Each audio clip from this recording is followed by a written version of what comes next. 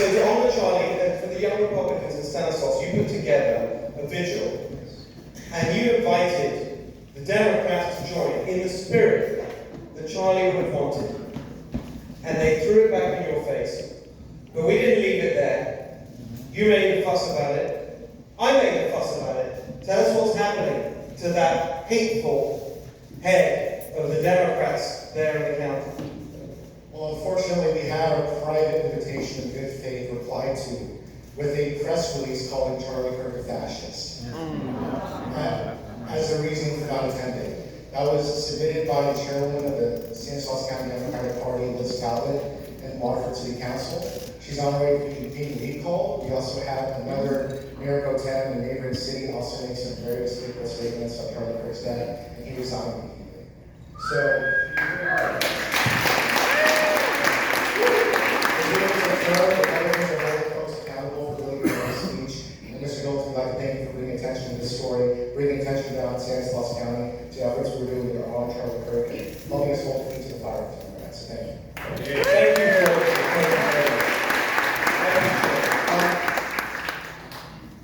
So I want a little bit of a fashion show right now.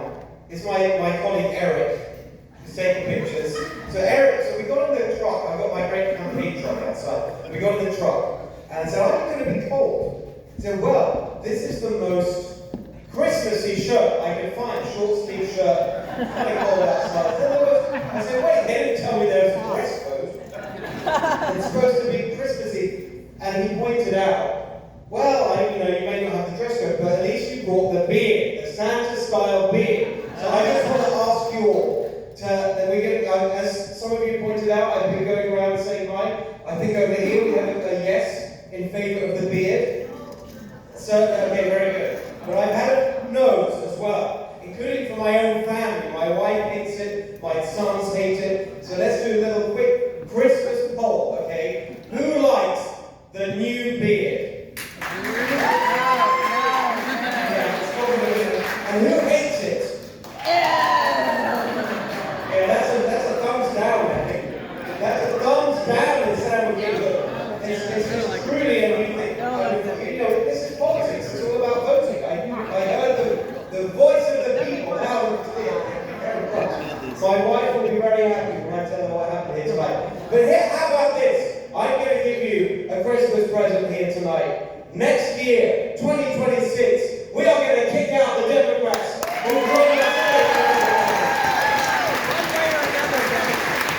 Here's another Christmas present. Next year, 2026, we're going to elect a Republican governor in California, and you're looking at him tonight. It's your Christmas present in 2026. And how about this? We have a Christmas present for 2027 as well. This is a year in advance. When I take office in January 2027, we're going to start to reverse the insanity, the nonsense, the massive, big, bloated, natty state government bureaucracy, the gender extremism, the climate extremism, the race extremism, the total insanity. We're going to restore common sense. We're going to restore the spirit of freedom and enterprise in our state. And we're going to make this beautiful state what it always was before the Democrats took over, and what it will be again when we take over, the greatest state in the greatest nation on earth.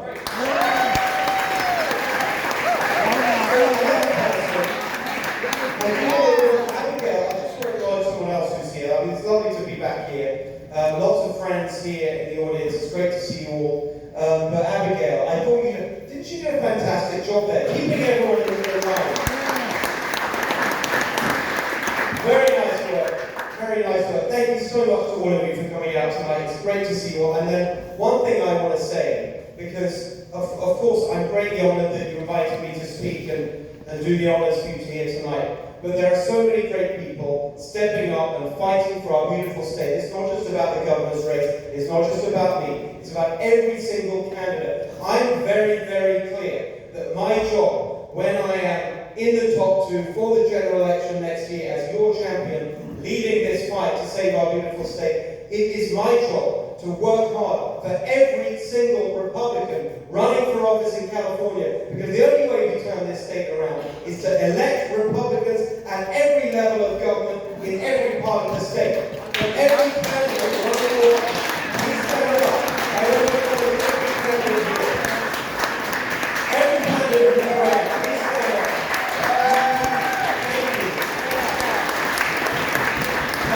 We are in this together. We're going to be a team, and I'm going to be working hard for you, for all of us. Just in the last few days, there's something that's come to light. I don't know where to start with this. Maybe some of you have seen me talk about this on TV. And especially in this part of our state, where you've had the horror show of high-speed rail, the utter fiasco, the monument to their insanity and incompetence and big bloated government stealing our money and getting nothing in exchange. So you know that very well, you're better than most. But there's a new one to add to the list. Did you hear about this one? The high-speed phone line. Gavin Newsom's why you heard about this? Okay, let me inform you. Because this has just recently come to light. So, nearly 7 years ago, in Gavin Newsom's first budget as governor, he proclaimed that California's emergency response phone system was antiquated. It's a disaster. And Gavin Newsom, was going to modernize it. Going to bring it into the 21st century. We're going to have the best emergency response phone system in the country. Well, guess where we are? Nearly 7 years later. They have spent, wait for it, but actually not they, you have spent. Because they took the money from us, they put a surcharge on everyone's phone bills. Were you aware of this? They put an extra charge on everyone's phone bills in California to pay for Gavin Newsom's new emergency phone line. Nearly 7 years on, guess how much he spent on it? $500 million. It's $500 million. $500 million. They just announced that it's going to be scrapped because it never worked. This guy thinks he's going to run the country when he can't even get a functioning phone line going after 7 years with $500 million. No way. We are going to tell the whole country after we kick the Democrats out and we reveal the scale of their failure in the campaign next year. And when I'm there as governor, cleaning up the mess he made. Here's the bonus. I won't just be cleaning up the mess that Gavin Newsom and the Democrats have made in California.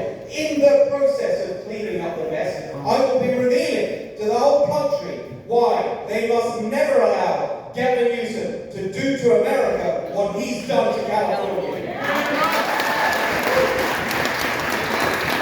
And on top of that, look at what's going on in Minnesota.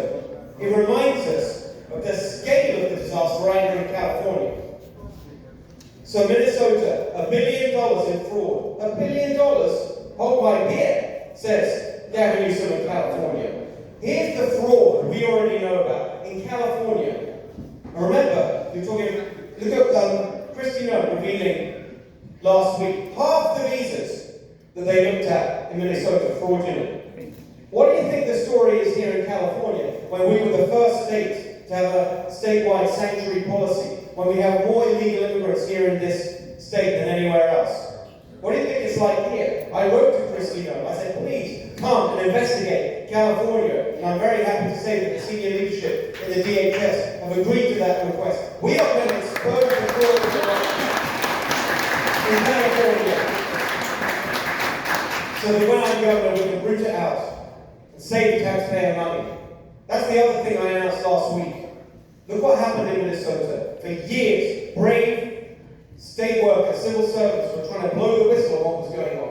But Tim Walz and the Democrat machine in Minnesota silenced them, intimidated them. Not in California, not on my watch. So I announced last week, and I need your help with this, a new anonymous tip line for here in California, for every state worker to tell us what's going on. I launched it last week. It is called CaliFraud.com. CaliFraud.com. Spread the word. We need the information. That's how we stop this. Look at what we already know about in California. This is what we know about. In the pandemic, $1 billion in Minnesota, it's a whole national scandal. $1 billion. here in California, 55 billion from the employment department during the pandemic. They sent out 9 million prepaid cards loaded up with our money. They only had 3 million people in their database as being unemployed and needing work. 3 times as many as the people that they had. 55 billion on employment, going to people in jail on death row. Criminal gangs across the world stealing our money on their watch. So 55 billion on the employment department, 24 billion homelessness. And by the way, the great aim, tell them, we had some, you took me round. The Turlock scandal, the homelessness, and what a brave fighter Amy, the mayor of Turlock, was. Standing up together, you. So I was proud to stand with you in that fight, as I will with everyone who stands up in California against this outrageous tyranny of ideological extremism and governing incompetence, which is what we've got after 15 years of one-party rule from these Democrats. So then you've got the 55 billion on the Employment Development Department, 24 billion on homelessness.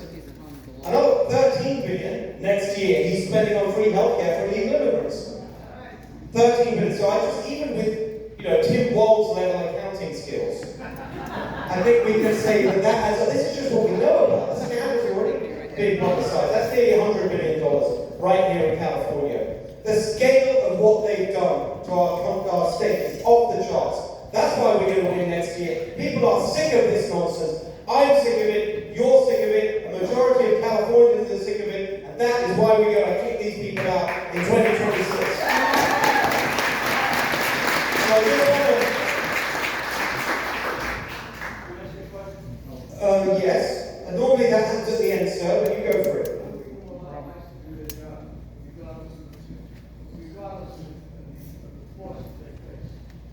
I'm sorry?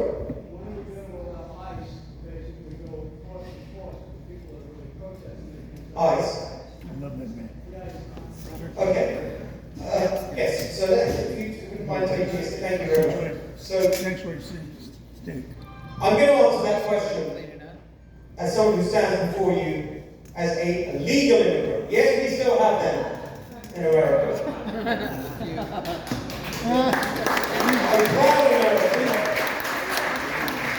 A proud American, a proud Californian.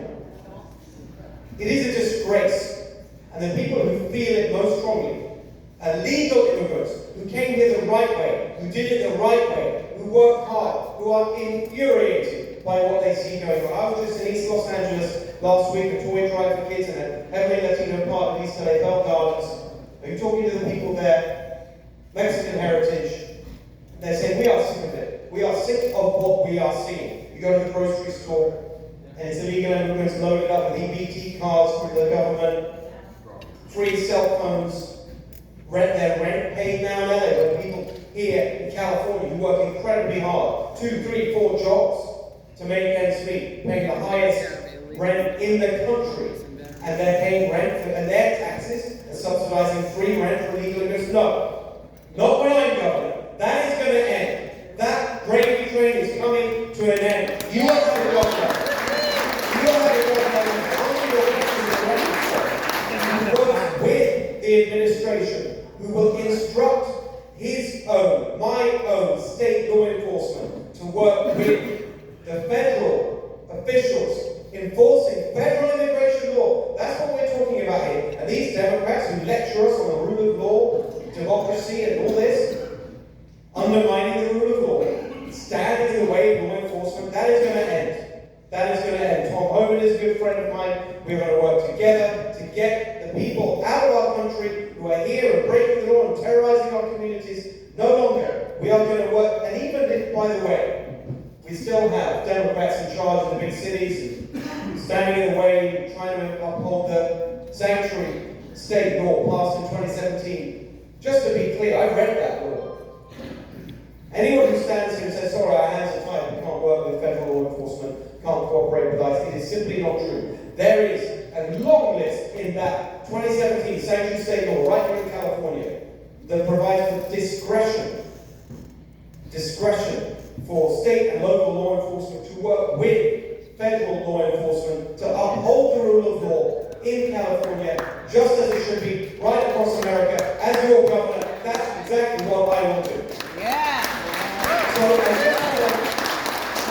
I just want to wrap it up briefly with a couple of specific things about how we're going to make all this happen. And then we're going to have time for a couple of questions, and then we're going to hang out a bit and have some Christmas cheer.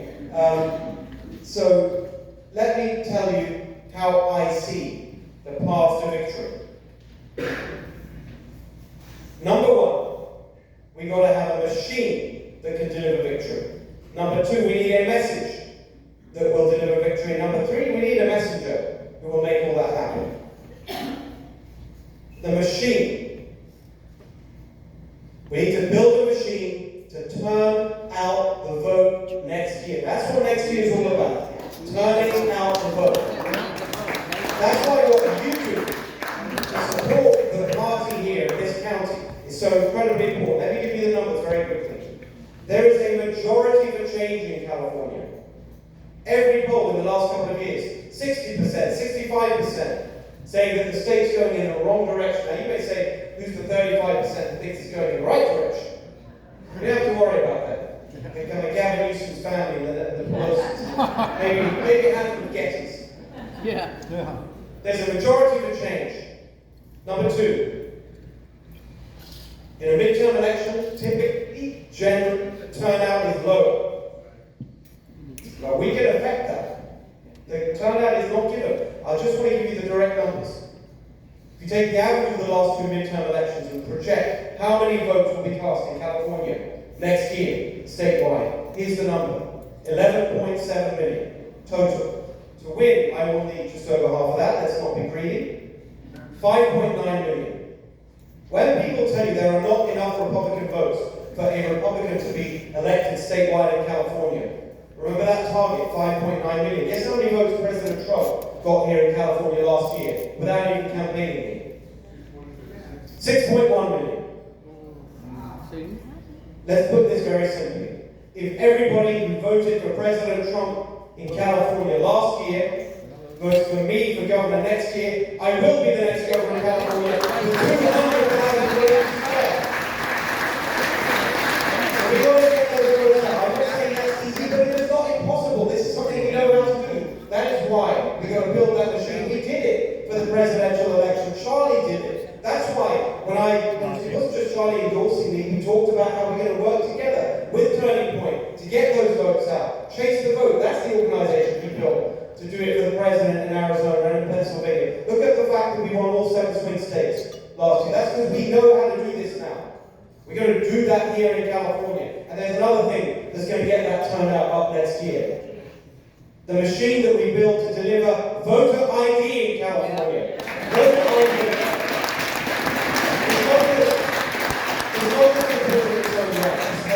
Cheating. Voter ID. Yes, popular across the board.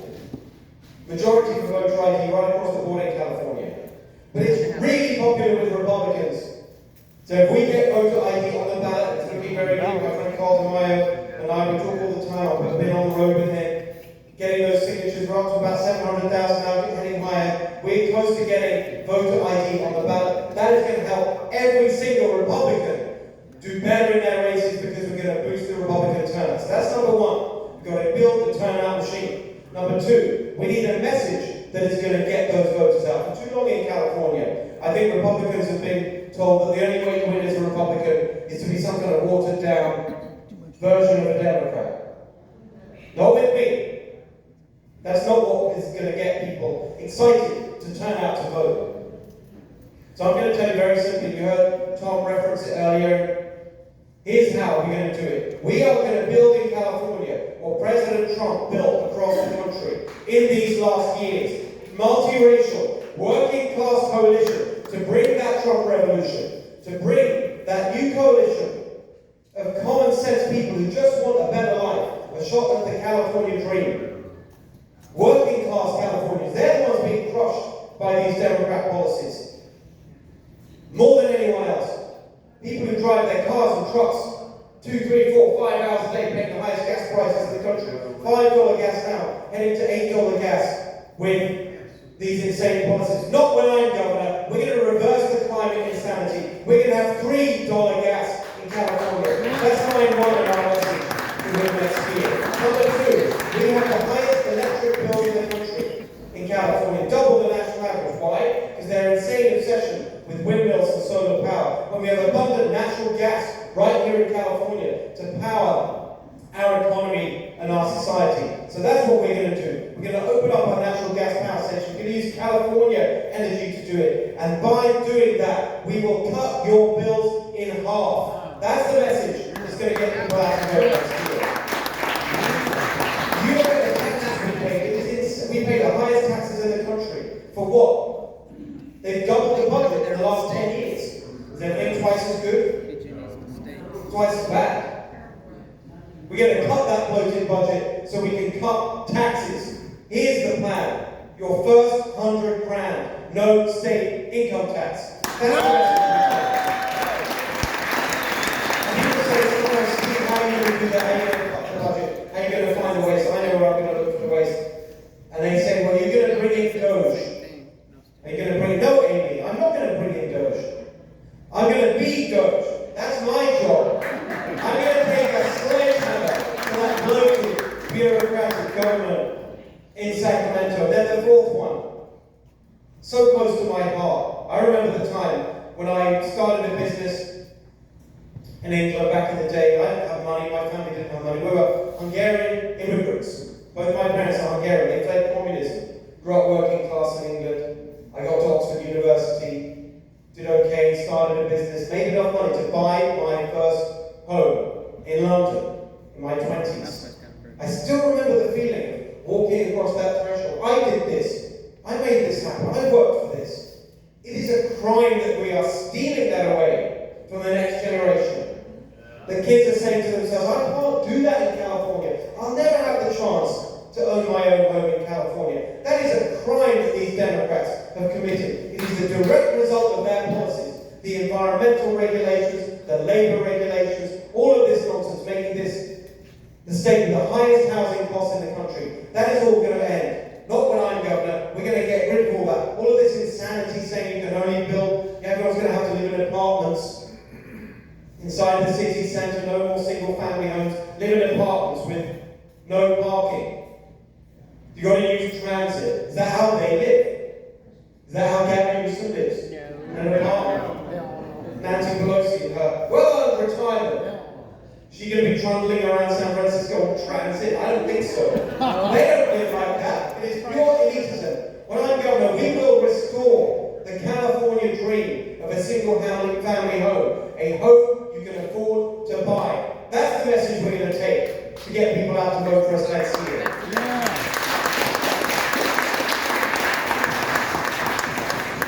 And we need a messenger to deliver that, with the credibility to make it happen. Most of you may know me from the TV. There was a show once called The Next Revolution. Anyone remember that? Yeah. We're going to make the next revolution the California Revolution. That's what's happening next year. But most of my career has been in business. I worked for a while at 10 Downing Street in the UK, helping to implement our domestic policy reform program. There's no one else with this kind of background, this experience. For the last 3 years, I've been traveling the state, developing the solutions, the policy solutions to all these problems through my organization, Hilton Together. I've got the business experience, the government reform experience, the policy expertise across all the range of policies, the media platform. That's what we need to make this happen in California. It's not going to be easy to win next year. But I won't be told it's not possible. Of course it's possible. We cannot allow this beautiful state to sink further into stagnation and decline. That is why we have to get behind a candidate who's got the ability to make it happen. And right now, I am fired up about this. I know we can do this. And I'm sure that next year will be the year that we finally turn this state around, kick out the Democrats, end one-party rule, and restore the California dream. So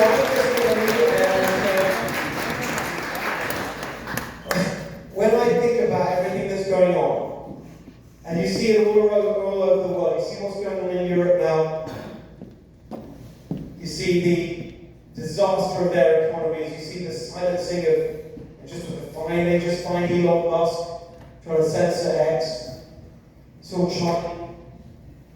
What he lived for, what he died for. Free speech. You think that couldn't happen here, that kind of thing? You see the way that societies in Europe have been completely destroyed by open borders and the weakness of their leaders not standing up for the values of those countries. You think that couldn't happen here? It is happening here.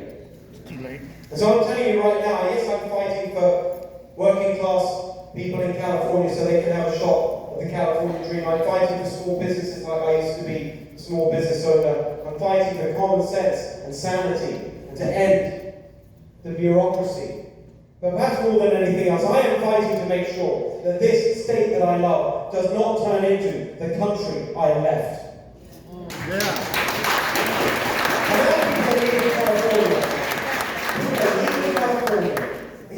Isn't that the greatest evidence of their failure?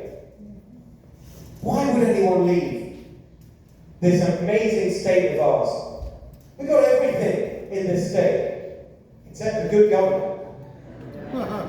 Think about what we've done, what we represent, what we've given the world. The gold rush, Hollywood, the internet, the technology revolution, now the AI revolution, Disneyland, the space shuttle, In-N-Out Burger. And since we're talking about food, remember that we are the greatest agricultural place in the entire world. And I can tell you right now that our great farmers, our great ag industry will finally, when I'm governor, have a champion who will get you the water that you need, who will make sure that you have everything you need to grow the healthy food that's going to make America healthy again. That's what happens in the Central Valley. That's what I'm there to support. By the way, as I sometimes point out, we are the world leader in fruits and nuts.